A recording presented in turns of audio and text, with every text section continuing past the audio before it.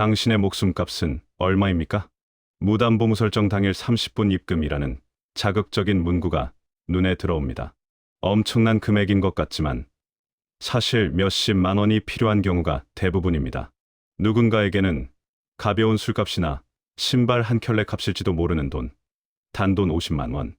하지만 지금 대한민국 어딘가에서는 이 50만 원이 없어서 전기료가 끊기고 자녀의 우유 값을 대지 못해 벼랑 끝으로 내몰리는 사람들이 있습니다.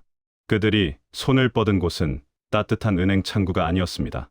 스마트폰 너머, 법도 규칙도 없는 어둠의 세계, 불법 사채입니다. 한 번 발을 들이면 절대로 빠져나올 수 없는 늪, 연이율 3000%가 넘는 살인적인 이자가 당신의 일상을 갉아먹고 가족의 평화까지 집어삼키고 있습니다. 대한민국 경제의 실핏줄이 터지고 있습니다. 서민들이 발을 딛고 서야 할 금융의 땅이 깎여 나가고 그 자리에 거대한 금융절벽이 세워지고 있습니다. 오늘 우리는 이 절벽 아래로 추락하는 사람들의 비명과 그들을 죽음으로 내모는 사채 시장의 잔인한 메커니즘을 해부하고자 합니다. 좋아요의 엄지와 구독의 검지는 열정으로 이어집니다. 지속되고 있는 경기 침체 속에서 서민들은 하루하루 한 달 한 달이 살얼음 판입니다. 언제든 얼음이 깨져 극한 상황에 몰릴 수 있다는 얘기입니다. 그런데 아이러니하게도 서민을 보호하기 위한 착한 법이 오히려 그들의 삶을 옥죄고 있습니다. 금융절벽에 가로막힌 서민들이 제도권 금융에서 밀려나고 있는 실정입니다. 왜 평범했던 서민들이 범죄에 소굴인 불법 사채 시장으로 내몰리는 걸까요? 서민을 보호하기 위해 법으로 최고금리를 정하여 그 기준을 넘을 때 불법으로 간주합니다. 하지만 이것이 오히려 서민에게 독이 되었습니다. 법정 최고금리 인하가 부메랑이 되어 서민들에게 고통으로 되돌아왔습니다. 서민들의 숨통을 틔워준 것이 아니라 반대로 숨통을 조이는 상황을 만들어 버렸습니다. 팩트 체크 들어갑니다. 2021년 7월 7일부터 법정 최고금리는 20%로 제한되었습니다. 서민들의 이자 부담을 줄여주기 위한 취지였지요. 하지만 시장의 반응은 냉혹했습니다. 시중금리가 오르자 저축은행과 대부업체들은 비명을 지르기 시작했습니다. 돈을 빌려오는 금리는 올랐는데 빌려줄 때 받는 이자는 20%로 묶여 있으니 장사를 할수록 손해라는 겁니다. 결국 대부업체들마저 문을 닫거나 신규 대출을 중단했습니다. 신용도를 평가하는 지표로 개인 신용등급이 있었습니다. 과거에는 1부터 10등급 체계로 구분되었으나 2021년부터 점수제로 바뀌면서 1000점부터 0점으로 전환되었습니다. 과거 7등급 이하는 불량등급으로 제1금융권 대출이 불가했습니다. 현재 신용점수로 환산하면 NIC 기준으로 600에서 664점 사이 구간으로 이 수치보다 높아야 제1금융권 대출이 가능합니다. 여전히 7등급 이하의 서민들은 안전한 갈 곳을 잃었습니다. 쉬운 예를 들겠습니다. 여러분이 신발을 파는 가게 주인이라고 해봅시다. 나라에서 신발 가격을 10,000원으로 딱 정했고 무조건 3개월간은 신발을 수선해주도록 법으로 정했습니다. 그런데 신발 가죽값이 올라서 원가가 9,000원이 됐습니다.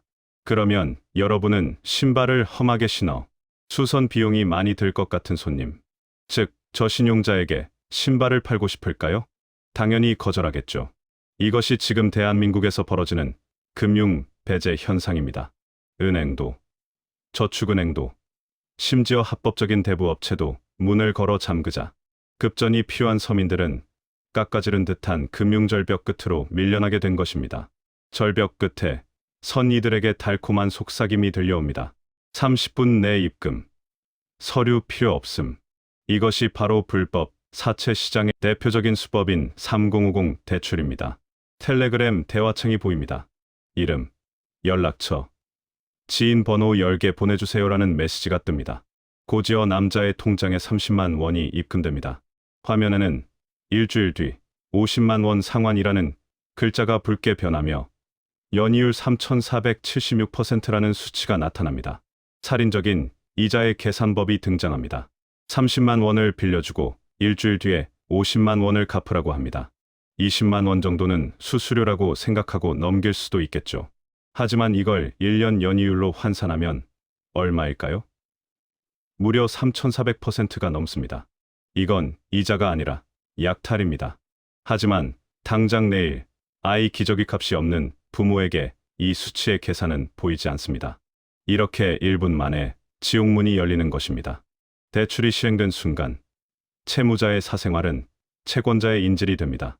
여기서 의문이 듭니다. 돈을 안 갚으면 그만 아닌가요? 사채업자가 어떻게 나를 찾죠? 하지만 채권자는 추심에 있어 프로입니다. 앞서 제시된 내용처럼 대출 조건은 간단합니다. 휴대전화 연락처를 통째로 넘기는 겁니다. 이것이 바로 인질 대출입니다. 돈이 하루만 늦어도 사채업자는 당신의 부모님, 직장 상사, 자녀의 선생님에게 전화를 겁니다. 그리고 이렇게 말하겠지요.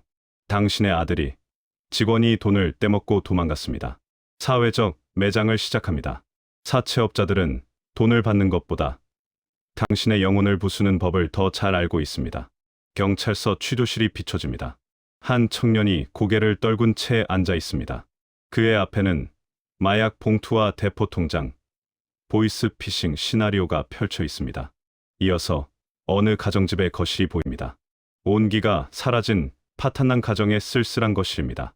이렇듯 수액의 대출이 사회적 파국으로 가는 극단적인 상황으로 연출될 수도 있습니다. 결국 사회적 안전망이 무너지면서 범죄의 늪에 빠져들어 공동체 전체를 무너뜨리는 독버섯이 자라게 될지도 모릅니다. 이런 가상의 사회적 파국 과정을 살펴보겠습니다. 제일 먼저 자활 의지가 상실되고 복지 비용이 증가합니다. 가혹한 추심에 시달리는 서민들은 정상적인 직장 생활을 포기합니다. 어차피 벌어도 사채업자가 다 가져가는데 이래서 뭐 하나라는 무력감에 빠지죠. 결국 이들은 기초생활수급자로 전락하고 이들을 돌보는 비용은 고스란히 국가의 복지 예산, 바꿔 말하면 우리의 세금으로 돌아옵니다. 또한 새로운 형태의 독버섯이 생겨납니다. 바로 사채에서 비롯된 새로운 범죄자들이 만들어집니다. 돈을 못 갚는 이들에게 사채업자는 은밀한 제안을 합니다. 대포 통장을 하나 만들어 오면 빚을 깎아줄게. 이 물건 좀 전달해줘. 금융절벽 아래로 떨어진 피해자들은 어느새 보이스피싱이나 마약 범죄의 가해자로 변질됩니다. 금융의 공백이 범죄의 공급망이 되는 순간입니다. 마지막으로 가정의 해체가 급속도로 이루어집니다. 가장 취약한 계층이 법의 보호 밖으로 밀려나면서 부부는 이혼하고 아이들은 방치됩니다. 50만 원으로 시작된 빚이 수천만 원이 되어 돌아올 때 한 가정은 완벽하게 해체됩니다. 이것은 숫자로 계산할 수 없는 대한민국 사회의 거대한 비극입니다. 가상이지만 너무나 끔찍한 상황으로 전개되었습니다. 그럼 이런 비극적인 결과로 치닫는 것을 막을 방법이 없을까요? 급한 대로 정부가 현실을 직시하고 잔인한 금융 절벽을 없애야 합니다. 아울러 새로운 금융 다리를 만들어 금융 절벽을 넘게 해주어야 합니다. 첫 번째 해결 방법은 금융 복지를 현실화하는 것입니다. 우리는 인정해야 합니다. 대한민국에 50만 원이 없어 죽음을 고민하는 사람이 수십만 명이나 된다는 사실요. 정부가 운영하는 소액 생계비 대출의 문턱을 더 낮추고 한도를 현실화해야 합니다. 단돈 100만 원만 제때 빌려줘도 불법 사채라는 지옥행 급행열차를 타는 사람들을 상당수 막을 수 있습니다. 두 번째 해결 방법은 대부업 제도의 유연한 운영입니다. 법정 최고금리를 시장 상황에 맞게 연동하거나 서민 금융 전용 기관을 활성화해야 합니다. 무조건 금리를 낮게 묶어두는 것이 선이 아니라는 것을 우리는 확인했습니다. 그리고 그것이 악의 축이 될 수 있다는 것도 가정했습니다. 제도권 내에서 소액 대출이 투명해지고 돈의 융통이 쉬워지면 서민들이 어둠의 경로를 찾지 않습니다. 세 번째 해결 방법은 사회적 관심입니다. 사채 시장을 무조건 악으로 규정하는 것도 잘못입니다. 모든 사채업이 나쁜 의도를 가진 것은 아니죠. 또한 우리 사회가 사채 쓰는 사람은 본인 잘못이다라고 무턱대고 손가락질을 해서도 안 됩니다. 행위에 앞서 왜 그들이 절벽으로 밀려났는지 구조적 원인을 살피는 따뜻한 시선이 필요합니다. 금융은 우리 몸의 혈액과 같습니다. 돈이 돌지 않는 곳은 썩어가기 마련입니다.